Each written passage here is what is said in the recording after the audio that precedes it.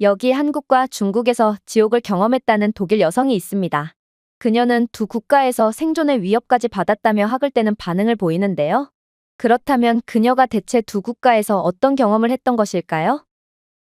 안녕하세요. 저는 독일 출신의 레나라고 합니다. 저는 현재 독일이한 기술 기업에서 일을 하고 있는 1년차 신입이고, 최근에는 첫 장기 휴가를 받아 휴가를 계획하게 되었는데요.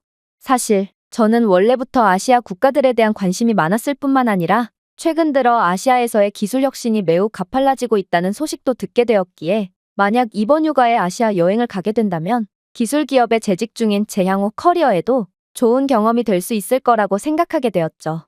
그리고 최근 아시아에서 두드러진 기술 혁신을 보이는 국가는 한국과 중국이라고 들었기에 두 국가를 방문하기로 계획하고, 특히나 저는 최근 들어 엄청난 기술 혁신을 이뤄냈다며 국가 홍보에 열을 올리고 있던 중국에 큰 관심이 갔기에 그렇게 중국부터 향하게 되었습니다. 그러나 저는 중국 공항에 도착하자마자 뭔가 이상한 점을 느끼게 되었죠. 바로 중국 공항은 겉보기에는 매우 거대하고 그럴듯한 외관을 자랑하고 있었는데요. 그런데 공항 내부에 들어가니 제가 향하는 곳마다 전부 통제되어 있는 거 아니겠어요? 저는 도대체 이곳 공항에서 무슨 일이 있었길래 가는 길목마다 통제선을 쳐놨는지 궁금해서 그렇게 몰래 통제선을 넘어보게 되었습니다. 그리고 저는 곧바로 충격적인 장면을 목격하게 되었죠. 중국 공항은 외국인들이 다니는 곳에만 번쩍번쩍한 시설물들을 꾸며놓았고, 나머지 공간에는 전기조차 제대로 안 들어오고 물이 뚝뚝 새고 있었을 뿐만 아니라 내부 공사가 아직도 안 되어 있는지 보기 흉한 모습만을 자랑하고 있었거든요.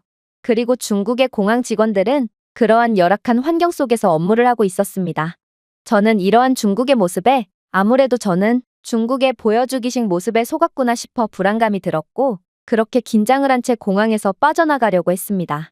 그런데 제가 공항에서 빠져나옴과 동시에 웬초라한 행색을 한 사람들이 스마트폰을 들며 제게 떼거지로 달려오는 거 아니겠어요? 그리고 그들은 QR코드를 들이밀며 이곳에 스캔을 하여 돈을 송금해달라는 신개념 구걸을 하고 있더라고요. 이건 매우 기괴한 상황이었습니다. 사실 중국은 공항에서나 고속버스에서나 티켓 QR코드 스캔 기술을 통해 10초 만에 모든 수속이 가능하다며 홍보에 열을 올리고 있었지만, 저는 어떠한 최신 장비도 없는 중국 공항에서 몇 시간이나 대기를 해야 했으며, 곧 도착하게 된 버스 터미널에서도 제대로 된 발권기조차 없어서 직원이 볼펜을 사용하며 수기로 적어준 티켓을 통해 버스에 탑승해야 했거든요. 아무래도 중국의 이러한 기형적인 모습을 보면 중국은 남이 기술을 그대로 훔쳐왔기에 어느 정도의 기술력은 가지고 있을지 모르겠으나 이러한 기술을 제대로 응용하는 법을 전혀 모르는 듯했어요. 아무튼 저는 이러한 중국의 열악한 모습에 엄청난 불안감을 느꼈고, 그렇게 버스 터미널에서도 프리미엄 좌석을 예약하게 되었습니다. 프리미엄 버스의 요금은 중국인들의 낮은 평균 임금으로 탑승하기엔 꽤나 부담되는 가격이었고, 그만큼 수준이 어느 정도 뒷받침되는 사람들이 탑승하지 않을까 하는 기대감이 들었거든요. 그러나 저는 중국 버스의 프리미엄 좌석에 탑승하자마자 일이 잘못돼도 단단히 잘못되고 있다는 것을 깨닫게 되었습니다. 왜냐하면 일단 이곳은 분명 중국의 중산층 이상의 사람들이 탑승한다는 프리미엄 버스였음에도 버스 안에는 웬 닭이나 염소 등의 동물들이 함께 탑승해 있었거든요. 그리고 중국에서는 이러한 사람과 짐승이 뒤섞이는 아비규환의 상황이 너무도 당연한지 이에 대해 불만을 제기하는 사람들은 아무도 없었죠. 당연히 버스 안에는 각종 동물 냄새와 오물 냄새, 그리고 동물들이 서로 엉켜서 싸우면서 발생하는 소음 등 정말 지옥이 있다면 이곳일 거라고 생각될 정도로 혼란한 상황만이 계속되고 있었고, 저는 제가 버스에서의 5시간 여정을 감내할 수 있을까 싶어 공포심에 사로잡히게 되었습니다. 하지만 진짜 하이라이트는 바로 버스가 이동을 시작한 직후였어요. 중국인 승객들은 각종 악취가 나는 음식들을 먹어대기 시작했고, 심지어 버스 내부에서 음주까지 서슴지 않았는데요. 이들은 먹다 남은 기름지고 냄새나는 음식을 버스 통로에 당연하다는 듯 던져댔고, 심지어 일부는 술을 먹다가 버스 바닥에 침을 뱉거나 기름과 양념이 묻은 더러워진 손을 좌석에 닿기도 했기에 버스 통로는 출발 30분 만에 쓰레기 산처럼 변해버렸습니다. 심지어 한 중국인 아기 엄마는 자신의 아기의 기저귀를 갈아주고 변이 그대로 묻어있는 기존의 기저귀를 그대로 옆으로 던져버렸는데요. 그런데 불운하게도 그 기저귀는 제 신발에 닿아버렸고 아기의 변은 제 신발에 묻기까지 했기에 저는 역겨움에 그대로 토를 할 뻔하기도 했어요. 하지만 중국에서 그러한 일은 너무나도 당연한 일인지 중국인 아기 엄마는 제게 사과조차 건네지 않았죠. 정말로 중국인들은 누가 버스를 더욱 많이 더럽히는지를 내기라도 하는 것처럼 버스를 계속해서 파괴해갔고 결국 저는 금방이라도 질식을 할 것 같은 버스 안에서 점점 말라비틀어져 갔습니다. 하지만 저는 그때까지만 해도 모르고 있었습니다. 이들이 이렇듯 버스 안에서 음주가무를 벌이며 민폐를 벌일 때가 그나마 버틸만 했다는 것을 말이죠. 중국인들은 술을 마시더니 이내 졸리게 되었는지 더욱 충격적인 행동을 하기 시작했는데요. 중국인들은 신발과 양말을 벗고 시큼한 냄새가 나는 맨발을 앞좌석에 올려놓았고 그대로 잠에 들기 시작했거든요. 심지어 몇몇 중국인들은 버스 윗부분의 짐칸에서 자겠다며 승객들의 짐을 전부 쓰레기들이 즐비해 있는 버스 통로에 던져버린 뒤 그대로 버스 짐칸에 눕는 경우도 있었는데요. 저는 이러한 중국인들의 상상 이상의 열악한 시민의식에 할 말을 잃어버렸고 그렇게 지옥의 버스에서의 여정은 계속되었습니다. 그러다 이러한 상황을 완전히 뒤집게 되는 외마디 비명소리가 울려 퍼지기 시작하면서 상황은 완전히 새로운 국면으로 접어들기 시작했어요.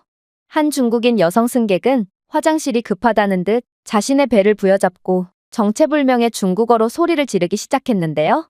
아니, 아무리 화장실이 급하다고 해도 어떻게 고속도로 한복판에서 이러한 개인적인 볼일을 해결할 수가 있단 말인가? 저는 그녀의 무의미한 행동에 고개를 절레절레 흔들 뿐이었습니다.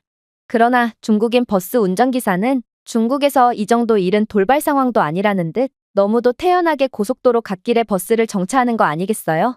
그리고 그렇게 버스가 고속도로에 정차하자 소리를 질렀던 여성뿐만 아니라 버스에 탑승하고 있던 중국인들은 우르르 버스에서 내리더니 이내 고속도로 한복판에서 바지를 내리고 그대로 볼일을 보기 시작하더군요.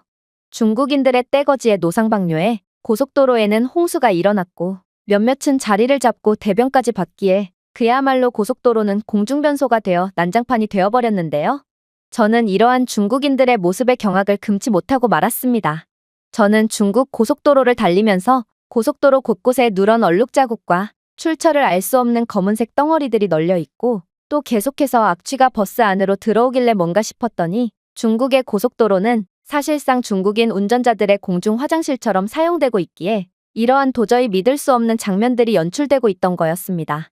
심지어 버스 탑승객들은 남녀노소 할 것 없이 바지를 내리고 볼일을 봤을 뿐더러 몇몇은 큰 볼일을 봤음에도 휴지가 없는지 제대로 닦지도 않고 그대로 바지를 올리며 버스에 탑승했기에 중국 버스는 그야말로 지옥의 악취를 풍기며 도저히 버틸 수가 없을 지경에 이르게 되었죠.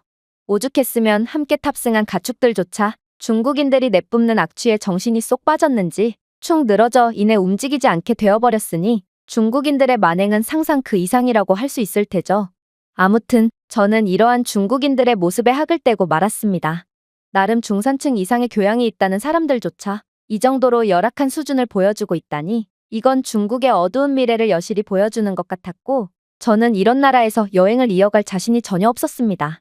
그래서 저는 그 길로 중국에서의 모든 일정을 취소한 채 거의 도망치듯 한국으로 떠나버렸죠. 하지만 저는 한국에 대해서도 그다지 기대가 되지 않았습니다. 보통 지리적으로 인접해 있는 국가일수록 문화와 시민의식 수준이 비슷하다는 것을 고려해본다면 한국도 중국과 마찬가지로 최악의 모습만을 보여줄 뿐이며 한국의 기술력에 대한 부분도 과장되어 있을 뿐이라고 생각할 수밖에 없었거든요. 그러나 그렇게 한국에 대한 불신을 하며 지금이라도 독일로 다시 돌아가야 하나 싶은 생각을 하던 찰나 저는 얼떨결에 한국 공항에 도착하게 되었고 저는 한국의 공항에서부터 충격적인 경험을 하게 되었어요. 왜냐하면 한국의 공항에서는 중국의 도저히 비현실적이었던 인프라 허위 광고가 정말로 실현되고 있었거든요. 일단 저는 중국에서 몇 시간 동안이나 입국 수속을 받아야 했던 것과는 달리 한국에서는 단 3초 만에 입국을 할 수 있었는데요. 한국 공항에는 이미 AI 기반 보안 스캐너를 통해 자동으로 얼굴과 여권을 인식하고 입국자에 대한 위험도를 평가하여 입국 수속을 진행하고 있었기에 이렇듯 사람보다 훨씬 더 정확하고 신속하게 수속 절차를 진행하는 한국의 시스템은 세계에서 가장 빠른 입국 수속을 보장하고 있던 것입니다. 중국에서는 영어를 단 한마디도 못하는 직원이 일일이 볼펜으로 수기 작성을 하며 몇 시간의 지연을 보여줬다면 한국은 그와는 수준 자체가 다른 모습으로 모든 외국인 입국객들을 깜짝 놀라게 해주었던 것이죠. 물론 한국 공항은 엄청난 크기와 세련된 겉모습을 자랑하고 있었는데 이들은 것만 그럴듯한 중국과는 달리 내부는 더욱 놀라운 인프라로 여행객들의 편의를 200% 배려해주고 있더라고요. 한국의 인천공항에는 비서 로봇이 곳곳에서 돌아다니고 있었고, 덕분에 저는 거대한 공항에서 길을 잃지 않고 곧장 공항 출구로 향할 수 있었는데요. 비서 로봇은 출구로 향하는 최적의 경로를 안내해 주었을 뿐만 아니라 현재 인천공항에서 열리는 각종 전통 행사나 독일인들에게 인기가 많은 공항 내 식당과 카페를 함께 들를 수 있는 경로까지 별도로 추천해 주었기에 저는 이러한 배려심 깊은 한국의 기술에 정말 깜짝 놀랄 수밖에 없었습니다. 덕분에 저는 판소리 공연과 전통 행차 공연까지 감상하며 공항에서부터 뜻밖의 경험을 할 수 있었죠. 심지어 인천공항의 짐꾼 로봇은 제 무거운 배낭과 캐리어까지 운반해 주었기에 저는 정말 극한의 편의를 느끼며 인천공항을 빠져나갈 수 있었습니다. 하지만 한국에 정말 놀라웠던 부분은 따로 있었어요. 그건 바로 제가 버스터미널에 도착했을 때의 일인데요. 도대체 어떻게 된 일인지 한국의 버스터미널은 무척이나 거대했음에도 버스터미널에서 버스표를 판매하는 직원은 단 2명밖에 없는 거 아니겠어요? 그리고 이러한 버스표 판매소 앞에는 웬 키오스크들이 즐비해 있길래 저는 꽤나 당황하며 이건 대체 뭐야 라며 독일어로 읊조리게 되었죠. 그런데 제가 말을 채 끝마치기도 전에 정말 보고도 믿기지가 않는 상황이 벌어지기 시작했습니다. 제 앞에 있던 정체불명의 키오스크에서 불이 들어오기 시작하더니 이내 독일어를 구사하며 자신은 버스표를 판매하는 키오스크고 원한다면 제가 버스표를 예매하는 것을 도와주겠다고 말해왔거든요. 저는 한국에서 독일어를 통해 의사소통을 할 수 있을 거라곤 전혀 기대하고 있지 않았고 한국이 이러한 전 세계 선진국들 중에서도 아무도 구현해내지 못한 최첨단 실시간 통역 기술을 구현해놓고 있다는 사실도 전혀 믿기지가 않았기에 저는 처음에 이 기계 안에 별도의 직원이라도 들어가 있는 건가 싶어 황당함만을 느낄 뿐이었습니다. 그러나 제가 영어로 다시 질문을 건네봐도 한국의 키오스크는 똑같이 실시간으로 영어로 대답을 해오기 시작했고 결국 저는 한국은 어쩌면 독일조차 뛰어넘은 최고의 기술 강국일지도 모르겠다는 생각을 하며 공포심에 휩싸이고 말았습니다. 저는 독일 최고의 기술 기업에 근무하고 있는 어떻게 보면 독일의 기술 혁신의 선두에 서 있는 상황이라고 봐도 무방하지만 독일은 아직도 모든 통역 및 번역 작업을 일일이 사람을 고용하며 처리하고 있는 게 현실이거든요. 하지만 한국은 그러한 독일을 완전히 후진국쯤으로 만들어버릴 정도로 상상 속에서나 볼 법한 놀라운 기술을 이미 구현해 놓은 상태였죠. 그러나 한국의 이러한 AI 키오스크는 제가 진정할 틈을 전혀 주지 않고 계속해서 까무러치게 놀랄 장면을 보여주기 시작했습니다. 이 키오스크는 제가 부산행 티켓을 예매하려고 하자 20대의 독일 여성인 제게 저와 비슷한 연령대와 국적의 사람들은 부산에서 어떠한 관광지를 가장 좋아했는지를 추천해주며 별도의 여행 계획표까지 만들어 주었거든요. 그리고 키오스크는 이러한 여행 계획표와 QR코드로 된 티켓을 제 스마트폰으로 전송까지 해주었고 저는 이러한 한국의 모습에 혀를 내두를 뿐이었죠. 중국에서는 QR코드는커녕 볼펜으로 수기 작성한 종이표에 여행 계획표는커녕 만들어진 지 20년은 된 한자로 적힌 종이 안내서만이 전부였거든요. 그러나 한국은 수준급의 기술력을 통해 이러한 최신화와 첨단화를 완벽하게 구현해내고 있었고 저는 어쩌면 미래의 기술 패권은 한국이 완전히 주도할 수도 있겠다는 생각에 소름마저 돋게 된 것입니다. 그러나 저는 이때까지만 해도 모르고 있었습니다. 한국은 아직도 더욱 충격적인 비밀을 숨기고 있는 국가라는 것을 말이죠. 저는 한국의 버스에 탑승하자마자 까무러치게 놀랄 장면을 목격하게 되었거든요. 일단 한국의 버스는 QR코드를 통해 곧바로 탑승할 수 있었고 버스 전광판을 통해 개인의 좌석 안내까지 도와주고 있었기에 외국인도 쉽게 자신의 좌석을 찾을 수 있었고 불필요한 좌석 분쟁을 걱정하지 않아도 됐는데요. 중국에서는 좌석 분쟁으로 승객들 간의 주먹다짐까지 일어나고 있었다는 것을 고려해본다면 이러한 한국의 모습은 분명 특별하다고 볼 수 있었습니다. 심지어 한국의 버스에서는 웰컴 드링크와 간식까지 제공되고 있었기에 저는 한국의 배려심 깊은 면모를 더욱 여실히 느낄 수 있었는데요. 이곳 버스에서는 한국의 전통 과자인 약과와 추운 날씨를 고려한 따뜻한 커피가 제공되고 있었고 한국 버스에서는 기본적으로 생수까지 무료로 제공되고 있었거든요. 물론 이러한 서비스는 별거 아닌 것처럼 보이지만 한국에 대한 첫인상을 결정하는데 상당히 중요한 요소로 작용했고 저는 한국은 이렇듯 적은 비용으로도 승객들의 마음을 사로잡는 법을 아는 천재적인 국가라는 생각을 안 할 수가 없었죠. 하지만 이러한 감탄도 잠시 저는 곧 충격적인 사실을 인지하게 되었습니다. 그건 바로 저는 분명 스마트폰에 와이파이를 켜지 않았음에도 스마트폰은 자동으로 와이파이를 잡기 시작했거든요. 저는 긴장감에 얼굴이 새파랗게 질려버렸습니다. 독일에서는 이렇듯 해킹 와이파이 문제가 기승을 부리고 있는데 독일의 공공장소에서는 절대로 무료 와이파이가 제공되지 않으므로 이렇듯 공공장소에서 갑작스럽게 와이파이가 잡히는 경우 이건 해킹 와이파이라고 봐도 무방하거든요. 심지어 지금은 버스 아니었고 버스 안에서 공공 와이파이 따위가 존재할 리가 없으므로 저는 이러한 해킹 와이파이에 너무나도 놀라 외마디 비명소리를 내지르고 말았습니다. 제 스마트폰 안에는 독일 기술 기업의 여러 대외비 자료가 들어있고 이 자료는 절대로 해킹범의 손에 넘길 수 없었거든요. 그런데 제 비명소리를 들은 앞자리의 한 한국인 남성은 유창한 영어를 구사하며 무슨 일이 있는지를 물어오는 거 아니겠어요? 그리고 제 상황에 대한 설명을 들은 그는 이내 폭소를 하는 이해 못할 반응을 보이더니 놀라운 말을 해오기 시작하더군요. 걱정 마세요. 한국에서 그런 일 따위는 일어나지 않아요. 한국은 이미 해킹을 막는 전방위적인 보안 시스템을 구축한 상태거든요. 그리고 이 버스에서는 무료 초고속 와이파이가 제공되고 있을 뿐만 아니라 한국의 버스, 지하철 등의 모든 대중교통에서도 기본적으로 초고속 와이파이가 제공되고 있습니다. 이것 보세요. 저는 지금 고화질 유튜브 영상을 시청하고 있는데 만약 이 버스에서 와이파이를 제공해주지 않았다면 어떻게 영상을 시청했겠어요? 이 정도 화질을 데이터로 시청하려면 엄청나게 많은 비용이 들 게 분명한데 말이에요. 저는 엔지니어로서 그의 말을 듣고 큰 충격을 받을 수밖에 없었습니다.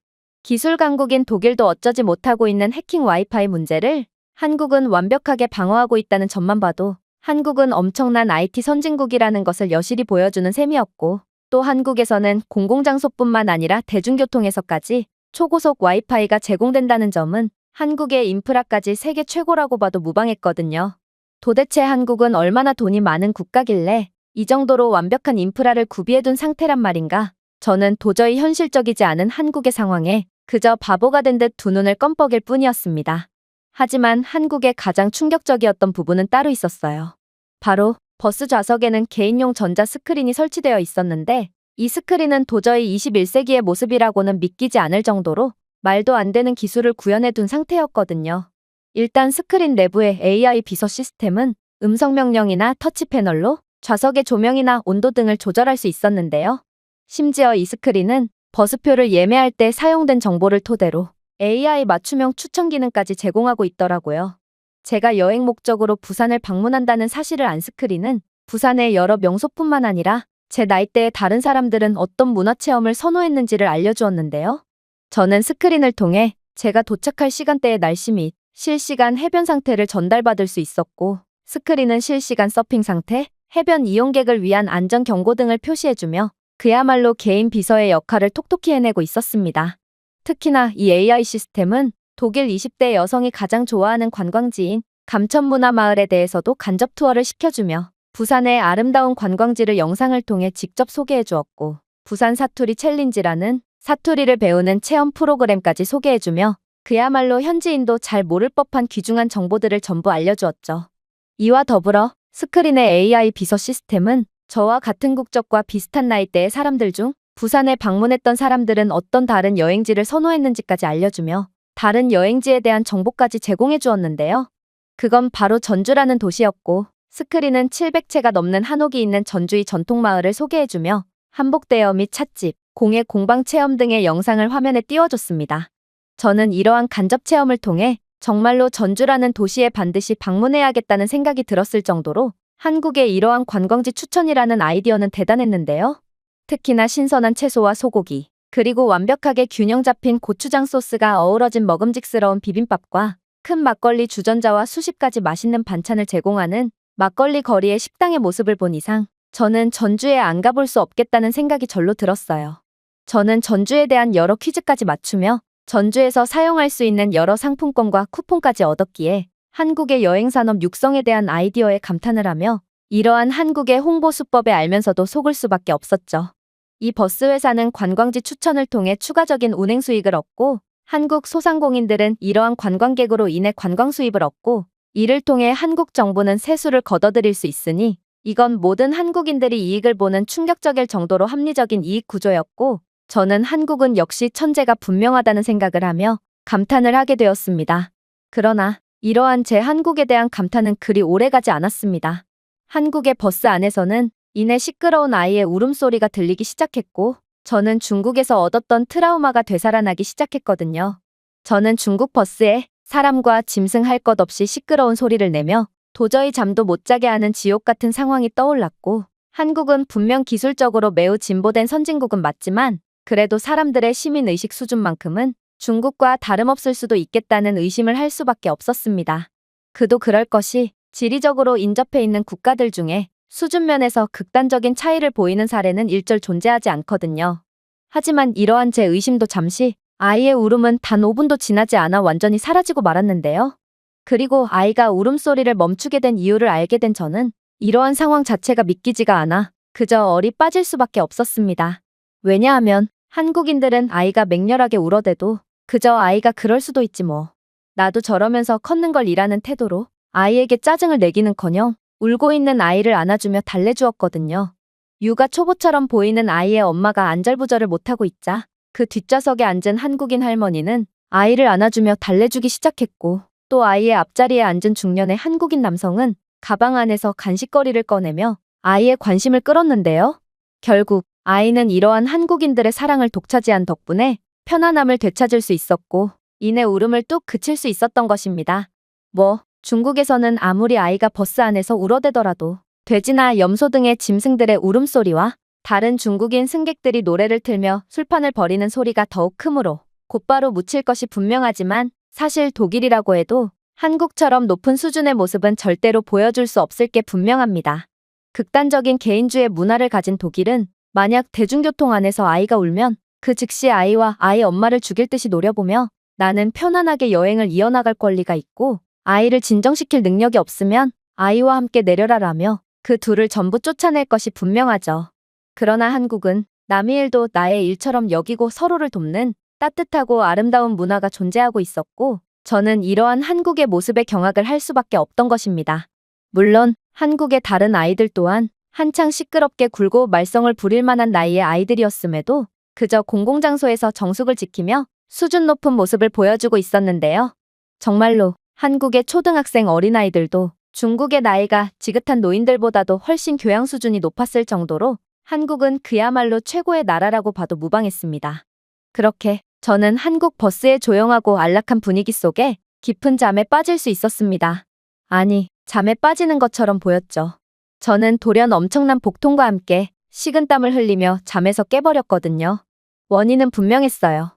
부산까지 버스로 이동하려면 꽤나 긴 시간을 이동해야 한다고 했기에 저는 다소 무리를 하면서까지 먹을 것을 입에 쑤셔 넣었고 이게 바로 원흉인 듯 보였거든요. 저는 금방이라도 제 안에 악마의 덩어리들을 전부 배출할 것만 같은 엄청난 위기를 겪게 되었고 그렇게 제 일전에 미련한 행동의 땅을 치고 후회하며 믿지도 않는 신을 부르짖으며 얼굴이 새파랗게 질린 채 식은땀을 줄줄 흘릴 뿐이었죠. 하지만 그러던 그때 저는 곧 놀라운 경험을 하게 되었습니다. 바로 제 옆자리에 앉은 한국인 여성이 저를 유심히 보더니 이내 유창한 영어를 구사하며 화장실이 급한 거냐고 물어왔거든요. 저는 대답을 할 힘조차 남아있지 않았고 그렇게 연신 고개를 끄덕거리며 그녀에게 필사적으로 화장실이 급하다는 것을 알렸는데요. 그런데 그녀는 좌석의 전자 스크린을 몇 번 조작하더니 이내 놀라운 말을 해오는 거 아니겠어요? 한국의 버스 시스템에는 긴급 화장실 버튼이 존재하거든요. 스크린의 GPS 기능을 통해 확인해보니 다행히 휴게소까지는 얼마 남지 않았네요. 방금 긴급 화장실 버튼을 눌렀으니 조금만 참아보세요. 처음에 저는 그녀의 말을 믿지 않았습니다. 이렇게나 많은 사람들이 탑승한 버스에 개인화된 시스템이 존재하다니 이건 개인주의 문화에서 평생을 자라온 제 입장에서는 도무지 이해가 안 가는 시스템이었거든요. 그러나 저는 그녀를 믿는 것 외엔 아무런 선택지도 없는 입장이었고 이제는 신대신 이 한국인 여성을 믿으며 열심히 괄약근을 조일 뿐이었습니다. 놀랍게도 정말로 버스는 얼마 안 있어 휴게소에 도착했는데요. 결국 저는 이 한국인의 도움 덕분에 희망의 불씨를 되살릴 수 있었고 한 발 한 발을 조심히 내디디며 조심스럽게 화장실로 이동하게 됩니다. 그리고 저는 오로지 변기칸에만 시선을 고정한 채로 계속해서 엉거주춤 이동했죠.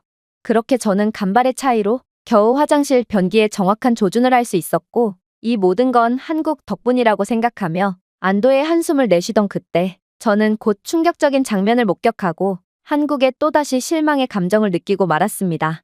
왜냐하면 이곳 화장실에는 휴지가 존재하지 않았거든요. 그리고 저는 불현듯 중국에서의 경험이 떠올라 다시금 뒤통수가 아려왔죠. 중국 휴게소의 변기칸에는 칸막이가 존재하지 않고 뻥 뚫려 있었을 뿐만 아니라 변기도 그저 구덩이만 간신히 파낸 재래식 변기였는데요. 특히나 중국 화장실에는 휴지가 전혀 존재하지 않았는데 알고 보니 중국에는 휴지 및 비품 도둑이라는 전문적인 직업까지 존재하기에 이렇듯 화장실을 개선하려야 할 수가 없는 거였습니다. 중국에서는 고급 백화점에서조차 휴지를 몰래 훔치고 휴지가 없는 것을 모르고 볼일을 보러 들어간 사람들의 긴박한 상황을 이용해 휴지를 터무니없이 비싼 가격에 판매하는 전문적인 직업이 존재한다고 했는데요.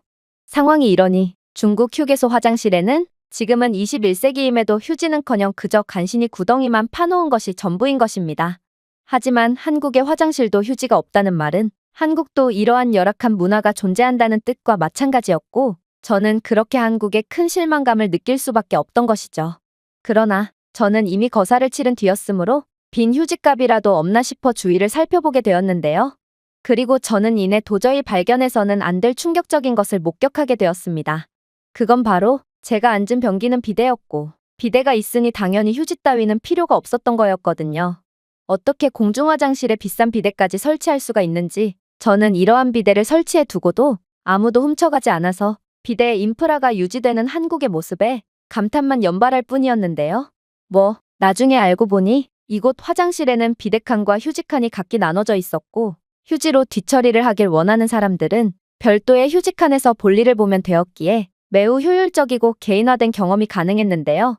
특히나 한국 화장실에는 시설관리 AI 시스템이 구축되어 있고 이 AI 시스템은 휴지가 없으면 담당 부서에 자동으로 알림을 제공했기에 화장실에 휴지가 없기란 거의 불가능한 구조더라고요. 그야말로 한국은 뭐 하나 빼놓을 데가 없는 완벽한 국가였고 세계 최강의 기술력과 높은 시민의식을 통해 절대로 불가능해 보이는 것들마저 가능하게 하는 상상 초월의 국가였던 것이죠. 그렇게 저는 한국 휴게소에서 절대로 잊지 못할 경험을 한 뒤 다시 버스로 되돌아왔습니다. 그리고 저 때문에 오지 않아도 될 휴게소에 들려 일정이 지연되었기에 저는 한국인 승객들에게 맹렬히 비난을 받을 거라고 생각했는데요. 그러나 저는 그와는 정반대의 분위기에 다시 한번 놀라고 말았습니다. 한국인들은 휴게소에서 떡볶이와 호두과자, 그리고 닭강정 등 여러 음식을 구매한 상태였고 이러한 음식을 서로 나눠 먹으며 친목의 분위기를 나누고 있었거든요. 그리고 저를 도와줬던 앞자리의 남성과 옆자리의 여성은 한국의 휴게소에 온다면 호두과자는 반드시 먹어야 한다며 제게 자신들이 구매해온 음식들을 나눠주기까지 했는데요. 결국 저는 이러한 한국인들의 따뜻한 호의에 감동에 눈물을 쏟고 말았고 중국에서 얻었던 트라우마가 완전히 산산조각나며 한국이라는 나라의 사랑에 빠지게 되었습니다. 어떻게 이런 나라가 존재할 수가 있단 말인가? 제 한국에서의 경험은 놀라움의 연속이었고 저는 중국은 틀림없이 고평가되었고 절대로 선진국으로 올라설 수 없는 국가라는 것을 인지함과 동시에 한국은 이미 선진국 중에 선진국으로 정평이 나 있는 상태지만 그럼에도 아직 저평가되어 있고 한국이야말로 미래 패권을 가져올 최고의 선진국이라고 확신하게 되었습니다. 제가 준비해온 내용은 여기까지입니다. 끝까지 시청해주셔서 진심으로 감사드리며 여러분들의 구독과 좋아요, 알림 설정은 영상 제작에 큰 힘이 됩니다. 이상 세모튜브였습니다.